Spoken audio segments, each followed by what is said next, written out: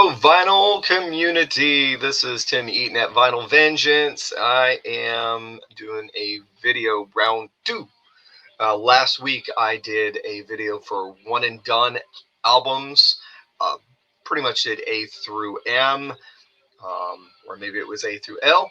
Picking up with M today and making my way as far down as I can go. I did 20 last week and gonna do 20 this week. Got this idea from Kevin at Old Metal Rocker 67, and also had another YouTuber buddy, Jacob at Beyond Metal Rangdoras. Hope I'm doing that justice. If not, Jacob can correct me on that pronunciation. Jacob did one last week also. And so, yeah, without any further ado, I've got 20 more one and done's bands that only got into the studio to release one studio album. Maybe there might have been a second album just never released. I'm overlooking demos, and of course any live material that maybe has been released since those bands' heydays. So going to start off with a band out of Quebec, Canada, and female fronted. This album was originally released in 1987. This is a much more recent re-release off of No Remorse Records. This is from 2017. And the band is Messiah Force, The Last Days. On the bottom part of the cover, it's his special anthology edition. So it's got a second disc that has some of their demo material, but this is it as far as their studio work, their one and only album, The Last Day. It is a really great album. Would have been good. Would have been cool to have heard what else the band could have put out had they gotten back into the studio again. Very good, just melodic heavy metal. Great stuff. So starting off with a few CDs, but most of what I've got to share is records today. This next one is a band out of Puerto Rico, and this is released on Storm Spell Records. Some of the musicians in this group came from another band. I can't recall the name of them right off the top of my head.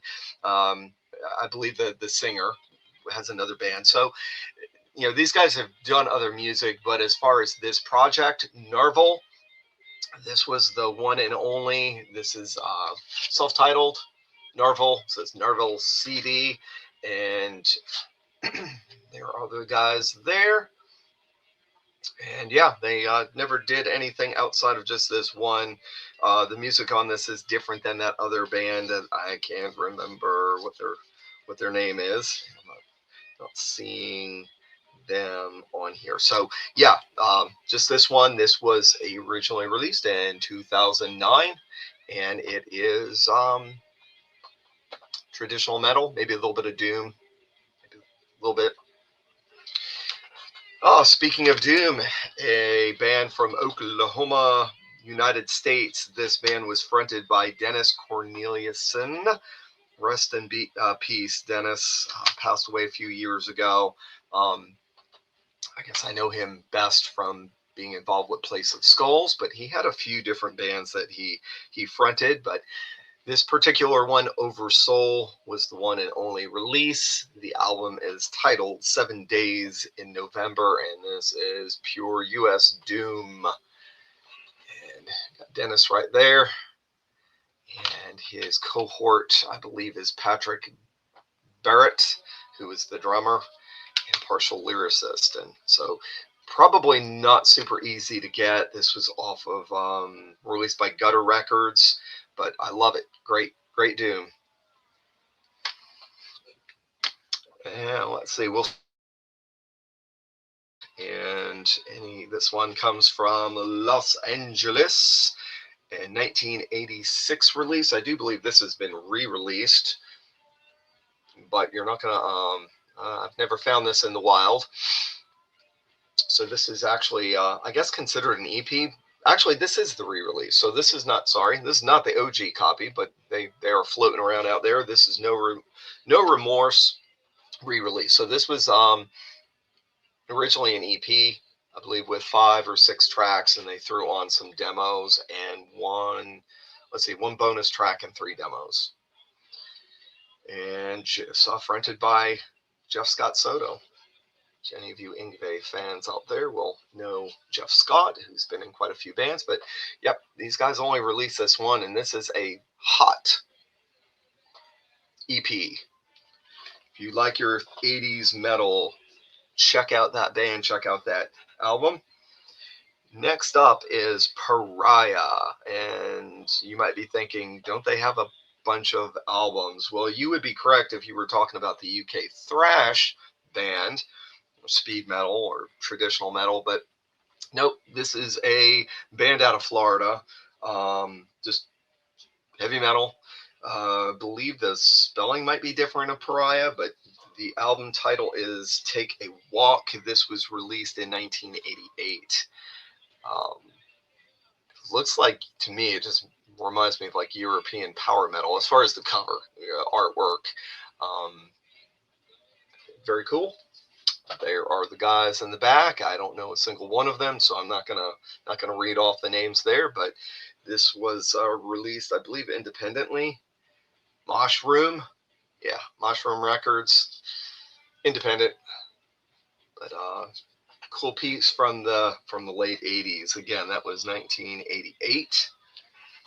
Next up is a tough to find Christian heavy metal band. These guys were from Connecticut, and self-titled album Rage of Angels. And as far as I know, this has not been re-released. I don't know that the band wants it re-released. I don't think they're ashamed of it. It's a great album. Just for whatever reason, they've I guess the main, I don't know, it may be being held up by one member, but I know I've seen interviews from the guy that created the band, and he doesn't sound, he's not ashamed of the band, but just hasn't given has not given the A-OK for anybody to re-release that. So if it's something you're looking for, good luck out there. Every once in a while I see somebody scores one. This was released in 1989, and it's on Regency Records. Okay, let's move on. I guess I'm not numbering this time, so if I go back 1, 2, 3, 4, 5, 6, that was number 6. So let me start doing that. Number 7 is Ravage Wrecking Ball, out of, I believe, Chicago, and just traditional heavy metal. Looking at a label here, Shrapnel Records. So you know there's going to be a little bit of shredding on this. 1986. There's the band members on the back. So something that could have been released on Metal Blade, wouldn't have been out of the realm of what they were releasing at that time. Number 8, another Christian band, and one that's got some really good guitar playing on it, courtesy of George Ochoa. And this was released in 1990. This is a repress from 2000 on Rox Records. It is Recon, Behind Enemy Lines. It's really good traditional metal, maybe a little bit of progressiveness in there, kind of, your basic Queensryche type sound.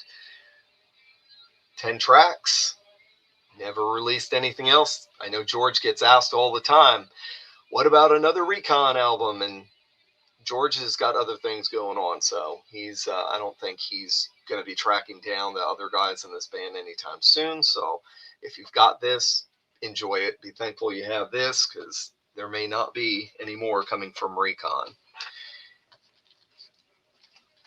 Next is a release from at least one of the musicians, one of the band members is from West Palm Beach, Florida. I know one of the other members is potentially out of New York, if he's still up there. That would be Dan Spitz. And so this was a band that, or not Dan, but Dave Spitz. Dan is, I think Dave's Anthrax got together with Dave Mustaine and some other musicians and came up with some lyrics. The Dave and Dan guys came up with some lyrics, wrote some music, and released Red Lamb. Now, when I listen to this, I hear Dave Mustaine all over it. Now, I've spoken to some people and I've looked online and they say that Dave did not do any of the vocals on this. You be the judge. If you haven't listened to it, I would say check it out. And, some of you might be more Dave Mustaine experts than me. I mean, I've got all the Megadeth albums, but it sounds like Dave on certain tracks. Other tracks, the lead singer is obviously different. But it's good music. It's not Anthrax, it's not Megadeth, but it could be seen as kind of a hybrid between the two. This one was released in 2012, so it's not going to have that 80s sound to it, but what those musicians were doing more in the 2000s. And of course, at that point, I think Dan was not involved with Anthrax, so this may have been the last thing that he released officially. I say check that out if you've never heard it before. That one, I just became aware of it like a year and a half ago. I'd never heard of that band before, knew nothing. I didn't know that Dave Mustaine had done that. I didn't know that Spitz had been involved in anything. So sometimes bands like that kind of sneak up on you. I've got another one coming up in a little while that, I just discovered it. I had no clue. So let's see. Next up is a band out of Sydney, Australia. And this was originally released in 1990. I have a re-release from 2020 on Cult Metal Classics. This is limited to 300 copies. It is Redeemer, The Light is Struck, and the Darkness Splits. And it is a female-fronted thrash band. Doesn't look thrash. Looks like, I don't know, folk metal, or maybe somebody's, maybe it's like some kind of folk black metal hybrid, or I don't know, like Sabbat out of England. Maybe they'll hit. I mean, vocally not, but we got a gatefold here. Band members, pictures. So they only released that. Don't know that anything else was ever in the works. What happened to that band? I don't know any of the history of that group. All right, so that was number 10. I think I got off on my counting again. Number 11 is a band from Cleveland. We got another one from Cleveland. Traditional heavy metal, released in 1985. This was a re-release in 2016 on Shadow Kingdom Records, and it is Sacred Few. We've got Beyond the Iron Walls. Beyond the Iron Walls. And this re-release does, I believe, have some extra tracks. It looks like 2 singles. So we got the original with some bonuses thrown in there. I do not know what the original OG copy goes for. I'm sure it is a bit more expensive than this repress would be. Number 12 will bring us to England for the new wave of British heavy metal. This is a 1982 release, and it is the band Shiva, Fire Dance. Always love that cover. Not much going on the back. Scott Waters, if you're watching, we got itty bitty text. Those are the songs, band members, and then probably recording information. And I don't know what there is an inner sleeve, but again, some pretty itty bitty text on for the lyrics. But still nice to have the original inner sleeve. So one and done for Shiva. Okay, next California band, release from 2009. We have some members of the Obsessed and Neurosis, and I don't remember, Melvins or Napalm Death. I know there's a few. There's a good mixture of Sleep, and yes, Melvins. You got Dale Crover, El Cineros, Scott Kelly, and Wino. Shrine Builder. Doom. Very unique Doom. Really cool gatefold. Very nice artwork. And yeah, those guys got together and knocked out this really cool double vinyl record, and not heard from them since. Of course, all those guys have done stuff. I think he's on a long-term sabbatical for reasons I'm not going to get into, but yeah, the other guys are still kicking out music. Next up, we have another California, but I know that there's some Nashville tie-in here with this band. If you like Yngwie J. Malmsteen, then you are probably familiar with his earlier band, Steeler and Ron Keel. So this is their self-titled, only studio release. And this was originally released in 1983. And another Shrapnel Records. You are getting your shred on this album. And if you don't have that and you call yourself a heavy metal fan, you need to get your hands on it. That needs to be in every metalhead's. If you're into your 80s metal, you have to have that album. So I'm just saying. Next up is a Switzerland band. This is probably a band title that we're gonna find a few bands with the same name.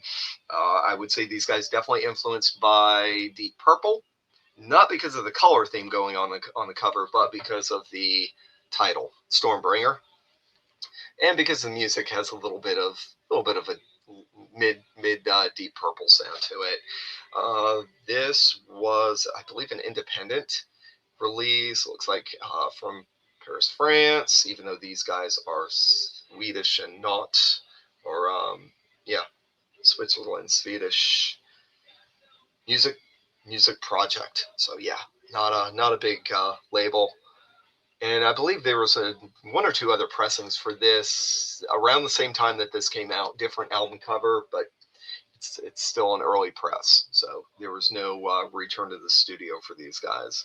And as far as other bands that any of the band members were in, don't know enough about them to be able to share that.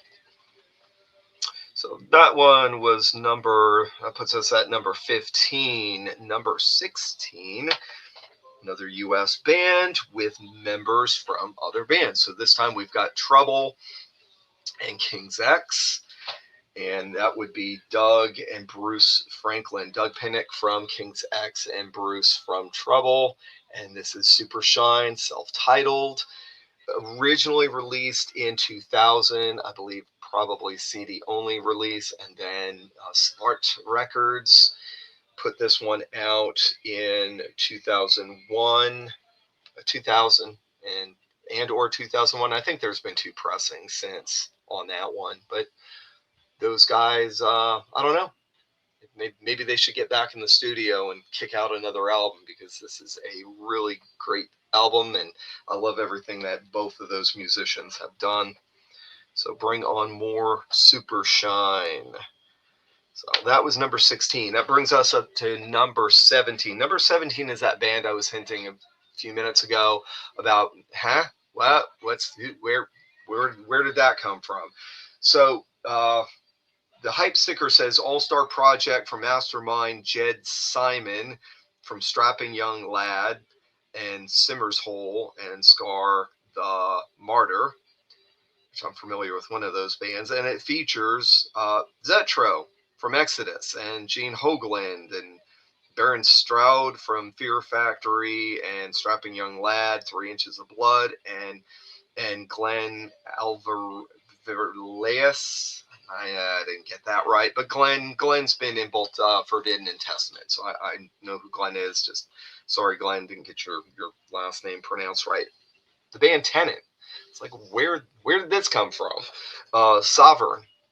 So I guess when Zetro was kind of in between bands, hooked up with these other musicians. I don't know officially whose band it was. Who was the mastermind behind this one, but this was released in 2009. This was re-released on through Century Media and M Theory Records in 2004. So found this online, and I It's like, yep, got to have it. I guess if you're an Exodus fan or you like Gene, you love Gene Hoglan's drumming, it's got some great players on it. So just really good thrash. Get it, get it, get it. Find it while you still can. Number 18. And this too, a lot of these are, side projects. This is, I guess, would be, or in this case, not a side project, but this was a band that became another band. So some of you might be familiar with the Galactic Cowboys. Released a bunch of albums on Metal Blade Records. This was the band prior to them with some of their members. This was produced by Sam Taylor, the early King's X. This is The Awful Truth. And these guys would be maybe a little bit progressive metal. Yeah. I don't know. I don't know if there's, I guess, a little bit of thrash, maybe a little speed mixed in there. This was originally released in 1990, and it was re-released in 2025 on Brutal Planet Records, which if you go to boonsoverstock.com, there we go. Yeah. Or you can just do a search for The Awful Truth online, and it'll bring you to Boone's. So I believe that's still available, 8 tracks. And again, those guys kind of became Galactic Cowboys. All right, that was number 18. We got 2 more. Second to last one, CD. I was not able to get this one on vinyl. Band out of Florida. Again, traditional metal with some progressive stylings, a little bit of a progressive sound. They're not Dream Theater, they're not Queensryche. Original release 1983, and this re-release, let's see if I see a date, 2011. This re-release is Arkensteel Records. It is the band The Last Things, and the title is Circles and Butterflies. And yet again, I am not really up on the band members. I don't know if they've gone on to do anything in other bands, but it's a good listen. And this was limited to 100 copies. If you can still get your hands on it, it's got the original album, and it has a bunch of bonuses, some demo material. It's like old demo stuff from 94 and from 1990. And that will bring us to our last of the one and done bands. This is a band out of San Francisco, California. And they did have some demo work. And I believe the demo stuff, or I know the demo stuff has been released on CD and vinyl. But as far as studio work, this was it. This was the one that they did, the one that they released. It is Valor, Fight for Your Life, released in 1988. And this is a 2020 re-release that the band had put out on the CFZ Studios. So not a big name label. And it is the original 9 tracks, and it came with this insert sticker that also had the limited numbering on there. So there's 300 pressed, and this is a lot better than I thought it was going to be. I don't know. I didn't have high expectations, but I don't know why. It's great. Again, 80s heavy metal. If you like it, there's a good chance you're going to enjoy this, and the demo material is equally great too. So I recommend, if you have not checked out Valor, I believe this is also available out there on CD. So give it a listen, give it a whirl. If you can find it, pick it up. So that's it for the one and dones. I don't think I'm going to be doing any more one and dones. I feel like that one's spent, but definitely if anybody else out there has I went through my collection. I know I have others in there, but maybe there's some that you have that really need to be shown. So if you do it, tag me. I'd love to see what you got in your collection. As always, thank you all for watching. I appreciate the support, the likes, folks who leave comments. And I enjoy doing this. It's fun, so that's why I'm doing it. Just just for fun. And as I mentioned in my on my page, this is not meant to be fancy. So thank you all. Have a great week. God bless, and stay safe out there.